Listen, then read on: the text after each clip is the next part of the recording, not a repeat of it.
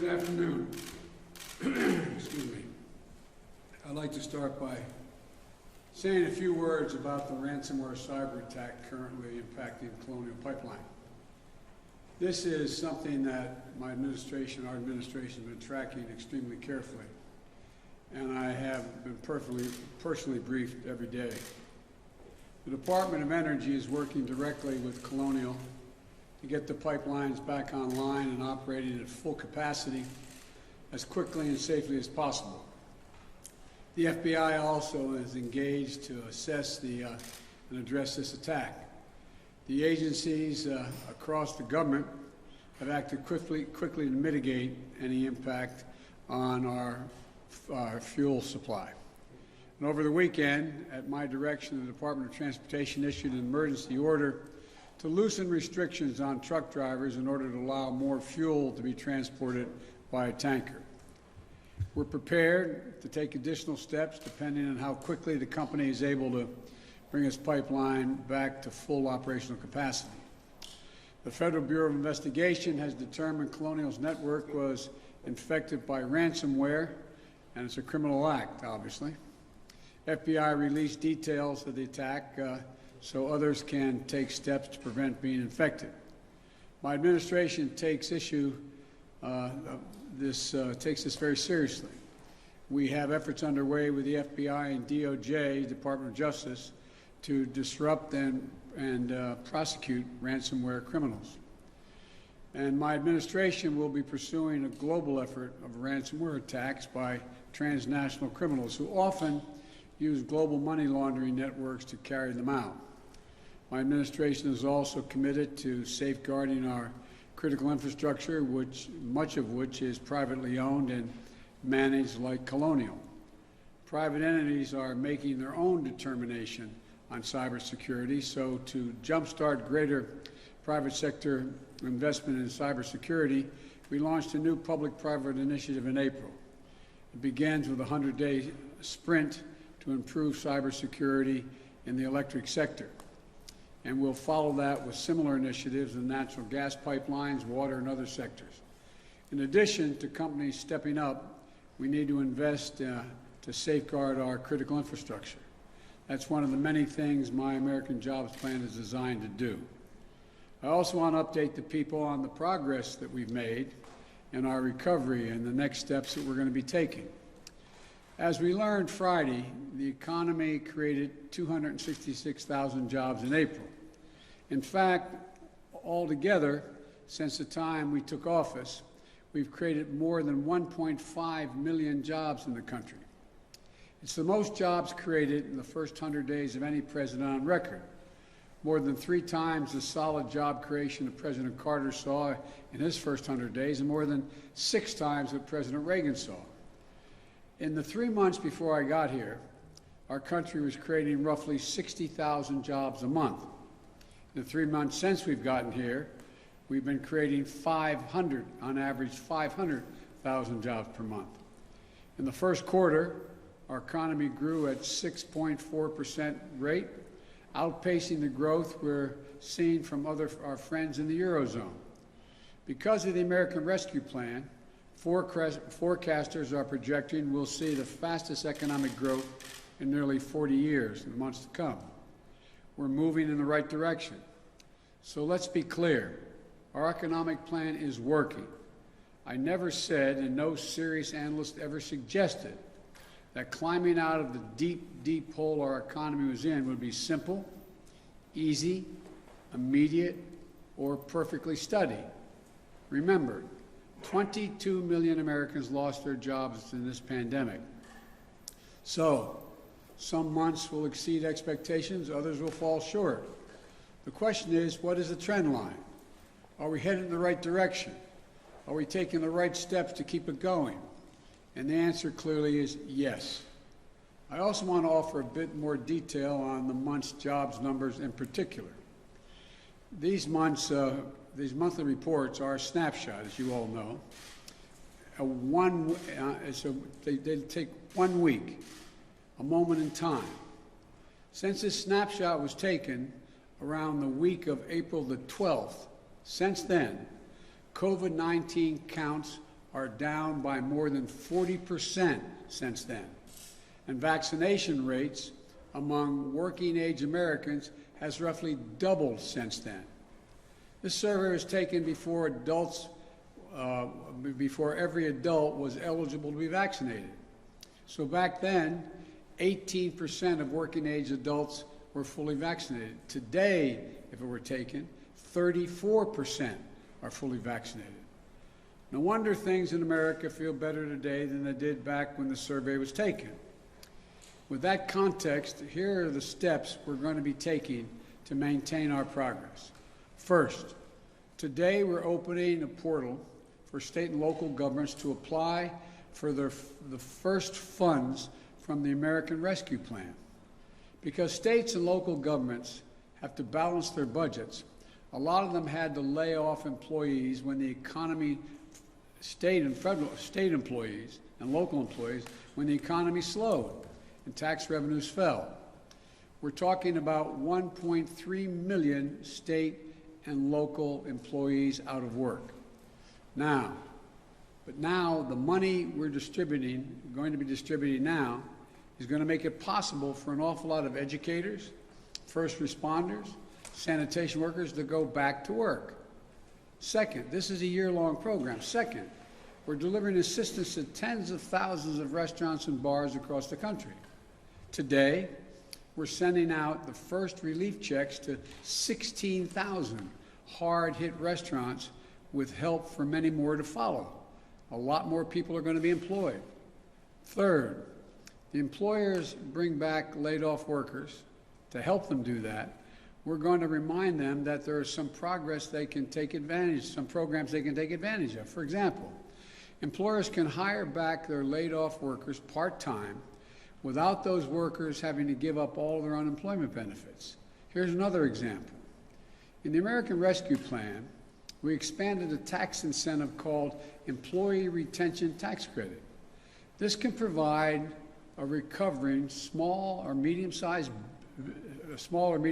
business a direct credit for each worker they keep on or a job that they rehire. Fourth, we're going to provide real help for people struggling with the challenge of childcare, which is making it hard for many parents who need to work, especially women, to get back to work. During this crisis, thousands of child care providers and centers were forced to close because they couldn't make ends meet with fewer students and higher costs to keep them safe.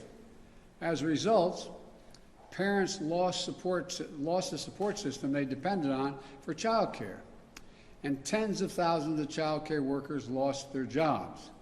In fact, there are 150,000 fewer child care jobs now than there were pre-pandemic.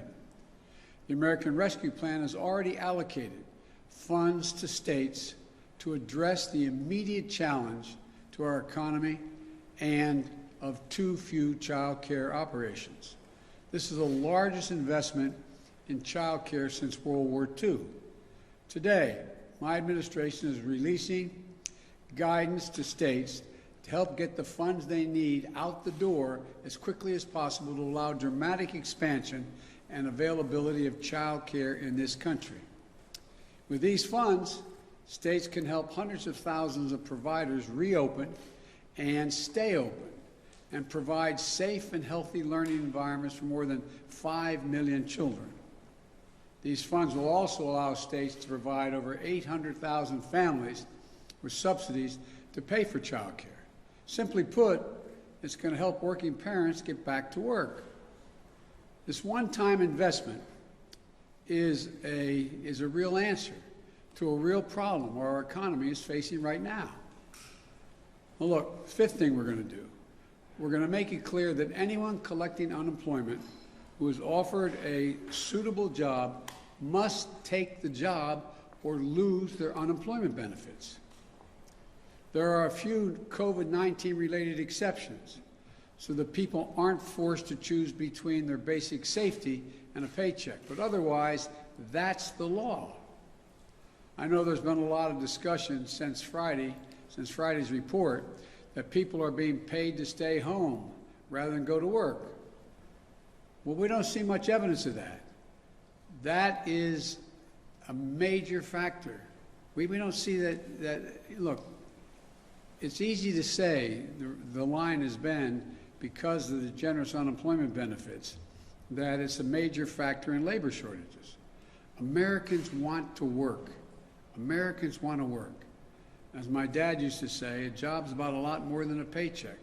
It's about your dignity, your place in the community, being able to look your kid in the eye and say everything's going to be okay. I think the people who claim Americans won't work, even if they find a good and fair opportunity, underestimate the American people. So we'll insist that the law is followed with respect to benefits, but we're not going to turn our backs on our fellow Americans. 22 million people lost their jobs in this pandemic through no fault of their own. They lost their jobs to a virus and to a government that bungled its response to the crisis and failed to protect them. We still have 8 million fewer jobs than we did when the pandemic started. And for many of those folks, unemployment benefits are a lifeline. No one should be allowed to game the system, and we'll insist the law is followed, but let's not take our eye off the ball. Families who are just trying to put food on the table, keep a roof over their head, they aren't the problem. We need to stay focused on the real problems in front of us, beating this pandemic and creating jobs. Again, the law is clear. If you're receiving unemployment benefits and you're offered a suitable job, you can't refuse that job and just keep getting the unemployment benefits. We're also working to overcome all the barriers that may be making it harder for people to get back to work. Child care, getting vaccinated, getting schools open. We're making progress on all these things. And we need others to step up and play a role as well.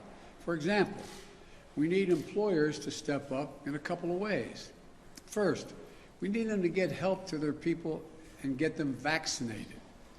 2 weeks ago, I announced that we will provide a tax credit to employers if they give workers paid time off to get a shot and recover from the effects of the side effects, if there are any.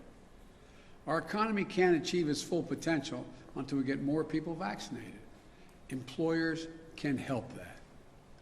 We also need to recognize that people will come back to work if they're paid a decent wage. The last Congress, before I became president, gave businesses over $1.4 trillion in COVID relief. Congress may have approved that money, but let's be clear, the money came from the American people, and it went from the American people to American businesses, many of them big businesses, to help them get through this pandemic and keep their doors open. I'm not questioning it. It was the right thing to do.